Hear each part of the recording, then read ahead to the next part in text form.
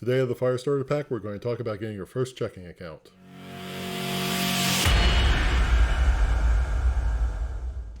Hi, I'm Brad with the Firestarter Pack, and today we're going to talk about getting your first checking account and why that's an important piece of your financial journey.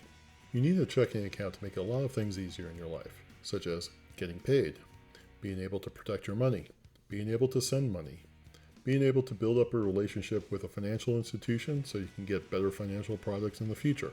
Also, having a checking account lets you keep track of your money a lot better. So this way you see where it's coming in and where it's going out. So what are the first steps in opening a checking account? Well, you're going to need several things first. You're going to need your social security number, your social security card probably. You're going to need your driver's license or another photo ID. If you're opening up a student account, like many of my viewers might be, then you're also going to need proof of enrollment or perhaps your student ID.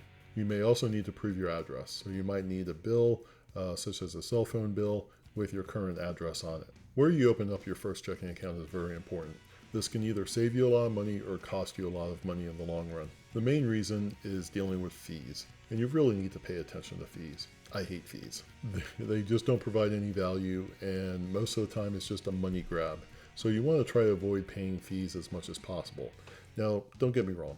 I love paying for a valuable service that gives you value, but many times fees, they're just outright just not giving you any value whatsoever, especially when it comes to a checking account. There is no reason to pay a fee, so you should avoid them as much as possible. Now, before I list any specific institutions, I just want to say this is my opinion on where you should open up an account based on some criteria that I have. Now, you may have different criteria, and you need to take that into account when you look at these different banks. For the most part, I think the best place to open up your first checking account will be a credit union of some sort, whether it's a local credit union or one of the larger national ones. In particular, I recommend Navy Federal Credit Union. You have to have a family member that is a veteran or current active duty, or yourself needs to be a veteran or current active duty. Now, Navy Federal Credit Union is my top choice, mainly because they are a great institution that can grow with you as your financial needs evolve over time. Now, however, if you can't get into Navy Federal Credit Union, then here are some other options I would recommend. So here are my four kind of key criteria for selecting a bank. No monthly fee, no minimum monthly deposit, no minimum opening deposit, and a really good ATM network. And then there are some other perks, such as offering ATM refunds on their fees, and just having really good customer service. So here are some other banks that meet my criteria: Capital One, Discover, and Ally Bank. Now, many of these institutions will also provide interest on these accounts. Now, being this is your first checking account, most likely you're not going to have enough money in this account for that interest to really amount to anything.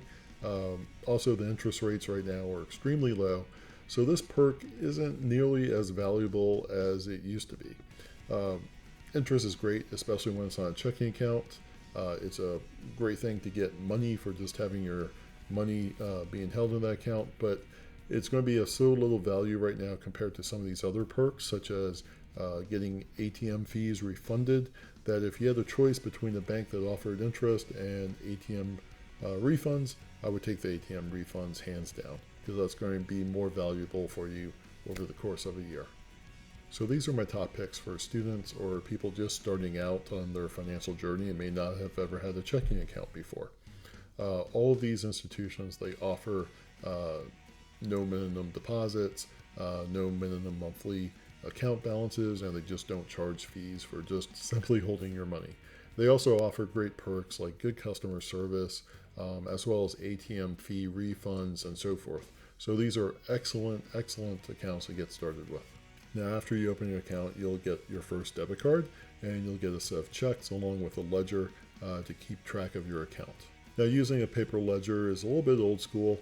It's still a valid way to keep track of the money in your account, but most people today prefer to use an app, whether it's one provided by the bank, or you can use a third-party app like Mint. So just like a credit report, you essentially have a checking account report. This is maintained by a company called Check Systems, along with a couple others. And many banks and financial institutions, they will report your banking activity to those other third parties. So you want to make sure that you never overdraw your account or have any sort of negative activity happening with your checking account, because that will hurt you down the road. Now, once you get your account set up, there are two numbers that are going to be very important with your account. One, it's going to be your account number, and then two, it's going to be the routing number of your bank or financial institution. Now, the combination of these two numbers is what you're going to use to set up things like direct deposit so that your employer can pay you and put the money directly into your account. Now, you can find these two numbers usually through the app or the website in your account information. They should provide your account number as well as the routing number for different types of transfers. Sometimes the routing number might be different if you're doing something called an ACH or a wire type transfer. So you want to pay attention to that if the bank actually uses different routing numbers for those purposes. But for the most part, it's usually the same routing number. Now, your account number and routing number also show up on your actual checks. And many systems can actually read these numbers off your check because they're printed with magnetic ink. So now that you have a checking account, there are several key rules that you should always follow with your checking account.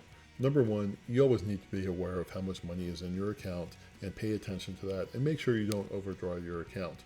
In particular, you should really pay attention to your direct deposits coming in, but also any recurring payments that you set up to come out of your account, such as maybe a Netflix payment, or maybe you have your rent set up to come out of your account, or maybe a card payment and things of that nature. So make sure you never forget about those recurring payments. Number two, don't write checks for money that you don't actually have in your account at that time. Some people try to play some games and they write a check today thinking that someone isn't going to be able to cash it before, say, they get paid in 2 or 3 days. Well, today people can deposit checks right from their phone by just taking a picture, or you never know, someone might immediately get that check and go right to an ATM or a bank and try to cash it. Don't do that. That's going to, again, put a lot of negative things onto your checking account record. Not to mention that person or institution that you wrote that check to might charge you a fee for writing them essentially a bad check. Just don't do that. Now, the next thing is be very, very careful with your debit card. Most debit cards, actually all debit cards these days, pretty much are affiliated with Visa or MasterCard. So you can kind of use them just like you can use a credit card. Now, the thing is, you don't nearly have as much fraud protection on your debit card as you do with a credit card. In addition, if your debit card becomes compromised, someone could take all of your cash right out of your checking account, and you're going to be in a very bad spot where you can't possibly pay your bills.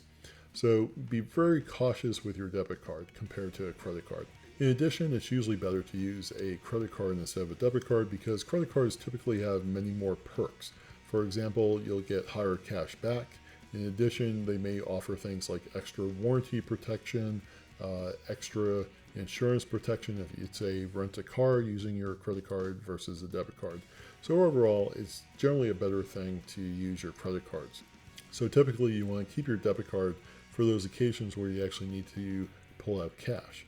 It's much better to pull out cash using your debit card from an ATM than, say, getting a cash advance from a credit card, which will have many, many fees. Next, you want to make sure you protect your physical checks. You don't want those to get stolen. They have your account number, routing number right on there. Someone could write a bad check and try to cash it. So make sure you physically protect your checks. Make sure you also secure your banking account by using a very strong password. And if they have multi-factor or two-factor authentication, turn that on. Basically, multi-factor authentication means you can't log into your account unless you enter in, say, a code from a text message. This will provide that extra layer of security to secure your account. Now, be very careful if you have to give out your account number to do what's called an ACH transfer from your account. If you give this information out to a company and they pull out the wrong amount or they pull it out multiple times, you're going to find yourself in a world of hurt, and it can be very hard to get that money reversed and get the money into your account because from the bank's point of view, you gave the money out and you authorized this company to pull out money. So be very careful when you do that, and only do it with organizations that you trust that are going to do the right thing. So there you have it. You have the information to open up your first checking account, as well as some good recommendations as where to open up your checking account, as well as some of the tips and tricks that you need to be aware of to make sure you manage your account properly. So to continue getting great information to help you in your financial journey, click subscribe, like, and notify so you never miss anything from the Firestarter Pack.